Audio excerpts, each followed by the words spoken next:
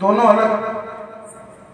غیر ایمان والے ان کا معاملہ تو ایسا ہے، حضرت مولانا یوسف صاحب رحمۃ اللہ علیہ فرمایا کرتے تھے کہ غیر ایمان والے کا معاملہ تو ایسا ہے کہ وہ ایک اسباب میں ہاتھ ڈالیں گے 100% کامیابی ملے گی۔ جو اللہ کو نہیں ماننے والے ہیں، ایک اسباب پہ، ایک بزنس پہ، ایک کاروبار پہ، ایک روزگار پہ، ایک کسی دنیاوی کام پہ وہ ہاتھ ڈالیں گے تو اللہ 100% ان کو کامیابی دے گا۔ اور مسلمان یہ سوچ رہا ہے یا پھر اس امید میں ہے کہ غیر کسی طرح سے اپنے اسباب میں ناکام ہو جائے، یا تو غیر اپنے اسباب میں ناکام ہو تب ہم اس اسباب کو چھوڑیں گے، یا پھر ہم بھی ان کی طرح اسباب میں کامیاب ہو جائیں۔ حضرت مولانا یوسف صاحب رحمۃ اللہ علیہ فرمایا کرتے تھے کہ غیر کا اپنے اسباب میں ناکام ہونا ایسا ہے جیسے کسی مسلمان سے یہ کہا جائے کہ تم جنت میں تو جاؤ لیکن فلاں نعمت تمہیں نہیں ملے گی۔ ایسا ہو سکتا ہے کہ کوئی مسلمان جنت میں داخل ہو اور اسے کوئی نعمت نہ ملے؟ ہو سکتا ہے؟ بولو بھائی، نہیں بولو گے تو نیند آئے گی۔ ایسا ہو سکتا ہے کہ کوئی جنت میں داخل ہو جائے اور اسے یہ کہا جائے کہ جنت میں ٹھیک ہے داخل تو ہو گئے لیکن فلاں نعمت سے تم محروم ہو۔ جب ایسا نہیں ہو سکتا تو ایک غیر ایمان والا جس کے لیے اللہ نے اس دنیا کو جنت بنایا ہے وہ اپنے اسباب میں ناکام کیسے ہو سکتا ہے؟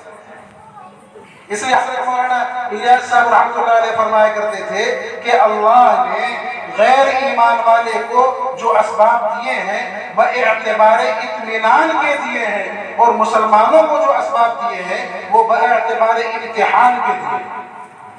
مسلمانوں کو جو اسباب دیے ہیں باعتبار امتحان کے، اور اللہ تبارک و تعالیٰ نے غیر ایمان والوں کو، اپنے نہ ماننے والوں کو جو اسباب دیے ہیں وہ اسباب باعتبار اطمینان کے دیے ہیں۔ اللہ تو ان کے اولاد میں، ان کے مال میں ایسی برکت دے گا، ایسی برکت دے گا کہ ایک راستے سے کمانا چاہیں گے 10 راستے سامنے دے گا، کیونکہ اللہ ان کو اس دنیا ہی میں دے کر کے نمٹانا چاہتے ہیں۔ ان کی طرح خواہش کرنے والا اور ان کی طرح زندگی کی تمنا اور امید کرنے والا صرف اور صرف وہی ہو سکتا ہے جو اپنے اصل ایمان سے واقف نہ ہو اور وہ ایمان کے تقاضے کو جاننے والا نہ ہو، یا پھر وہ مال کے انجام کو اور اسباب کے انجام کو جاننے والا نہ ہو، اسباب کے انجام اور مال کے انجام سے بے خبر ہو۔ مال اور اسباب کے انجام سے اللہ نے انجام کو غیر میں چھپا کے رکھا ہے، اللہ نے انجام کو غیر میں چھپا کر کے رکھا ہے کہ اس کا اختتام کس پر ہوگا یہ پتہ نہیں چلتا۔ یہی وجہ ہے کہ مسلمانوں کو دھوکہ لگتا ہے۔ جب مسلمان لوگ قارون کو دیکھے تو کہنے لگے کہ کاش ہمارے پاس قارون جیسی دولت ہوتی، یا ویلتنا مثل ما اوتی قارون۔ کیوں؟ ابھی انجام غیب میں ہے، انجام کا پتہ نہیں ہے کہ کیا ہونے والا ہے، تو چاہت کہ کاش قارون جیسا ہمارے پاس میں معلوم تھا۔ لیکن جب انجام کو مسلمانوں نے دیکھا، جب انجام کو مسلمانوں نے دیکھا کہ قارون اپنے خزانے کے ساتھ زمین میں دھسایا جا رہا ہے، تو پھر وہی لوگ، وہی ایمان والے جو کہہ رہے تھے کہ ہمارے پاس بھی مال ہوتا جس طرح سے قارون کے پاس مال ہے، وہی کہنے لگے لولا امن اللہ علینا لخسف بنا، کہ اگر اللہ ہمیں مال نہ دے کر، مال دے کر نہیں، مال نہ دے کر ہم پر احسان نہ کیا ہوتا تو آج ہم بھی دھسائے جاتے۔ مال دے کر نہیں، مال نہ دے کر اگر ہم پر احسان نہ کیا ہوتا تو آج ہم بھی دھسائے جاتے۔ جی آج ہم بھی دھسائے جاتے۔ تو اللہ نے انجام کو غیر میں چھپا کر کے رکھا ہے۔ اسباب کے اشتراک کی وجہ سے دھوکے میں لگتے ہیں، اس وجہ سے کوئی بھی معاملہ آتا ہے تو پھر ہم تقوی سے نکل کر کے دوسرے رخ پہ چلے جاتے ہیں۔ اللہ نے کہا ہے کہ ہم ہر راستے کو نکالیں گے، ہر چیز سے، کسی بھی چیز میں پھنسے ہوئے ہو، किसी भी चीज में फंसे हुए। एक सहाबी अल्लाह के नबी अलैहिस्सलाम के पास आए और आकर के कहने लगे, ए अल्लाह के नबी, मेरा इतना कर्ज हो गया है, इतना कर्ज हो गया है कि अगर मैं पूरी जिंदगी कमाता रहूं और कर्ज देता रहूं, अपने जात पे 1 रुपए भी खर्च न करूं, तो मेरा कर्जा अदा नहीं हो सकता। मैं अपने कर्ज को अदा करने से आजिज हूं, मैं कर्ज अदा नहीं कर सकता। हमने कहा कि अगर हमारे कर्ज हो जाए 2-2.5 लाख तो क्या करेंगे? 12 से 14 घंटे पे आ जाएंगे काम करने के लिए।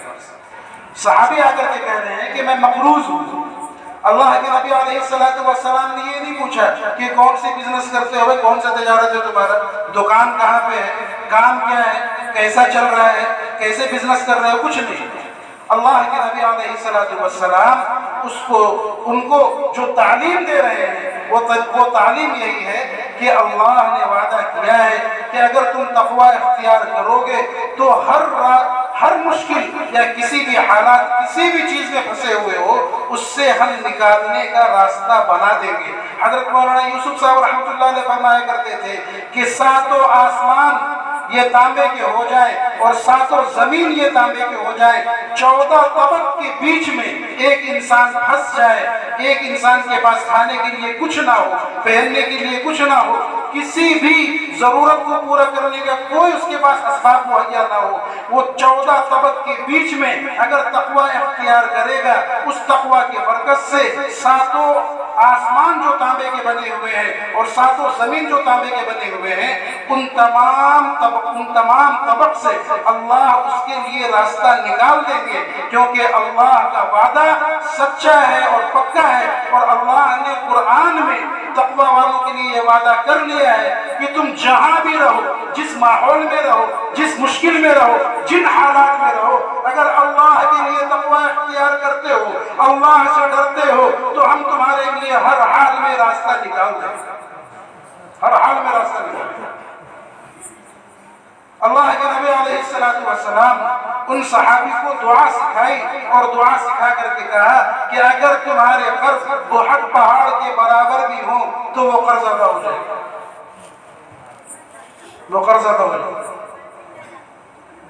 जी, हम लोग सोचे कोई भी मामला आता है, कोई भी मामला आता है तो हम लोग फौरन अगर बिजनेस से नहीं बन रहा काम, दुकान नहीं चल रहा, तो 1-2 महीना सब्र कर लेंगे, उसके बाद बोलेंगे कि कुछ हो गया है, इसमें तावीज़ वाला मामला है, किसी के पास जाना चाहिए, दिखलाना चाहिए। मतलब कि बिल्कुल पक्की बात है। बहुत अच्छा चल रहा था, एक बुढ़िया आई और आधा घंटा मेरे दुकान में बैठी और पानी पी के मेरे दुकान की तरफ फेंक दी। जैसे ही फेंकी उस दिन से ग्राहक खत्म, उस दिन से तो कोई आता ही नहीं, कुछ हो गया। क्यों? क्योंकि अल्लाह का इस्तेहज़ार नहीं है। हज़रत मौलाना यूसुफ साहब रहमतुल्लाह अलैह फरमाया करते थे कि दुनिया में जितने फैले हुए नक्शे हैं उनका बड़ा होना पहले दिल से निकालो। ऐसा कभी नहीं हो सकता है कि तुम उन नक्शों से निकल पाओगे और असबाब के यकीन से निकल पाओगे जब तक कि उन असबाब का छोटा होना और हकीर होना अपने दिल में नहीं लाओ। पहले उनके हकारत अपने दिल में लाओ, तभी उनका यकीन निकलेगा। पहले हकारत लाओ कि कुछ भी नहीं है।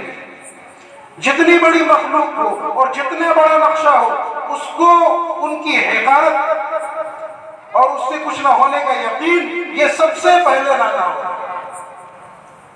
और अगर इसी तरह चलते रहे और इसी तरह इधर उधर जाते रहे तो ये अंधापन है, उसके अलावा और कुछ नहीं है।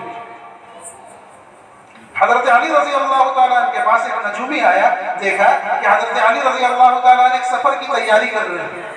तो उस नजूमे ने कहा, ए अली अभी मत निकलो, क्यों मैंने सितारों को देख करके कहा है कि अगर तुम फुला जगह पे अगर जाओगे और सफर करोगे और तिजारत करोगे तो तुम्हारा बड़ा नुकसान होगा।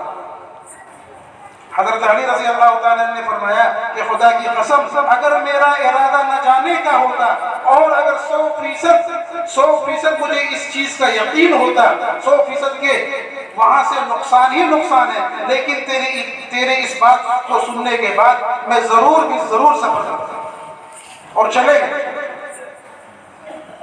इसलिए तमाम नक्शों को पहले निकालना पड़ेगा। تمام نقشوں کو پہلے نکالنا پڑے گا، پھر اللہ تبارک و تعالیٰ ایسے راستے نکالیں گے تقوی اختیار کرنے کی بنیاد پہ کہ آدمی اس کا گمان نہیں کر سکتا ہے۔ ایک صحابی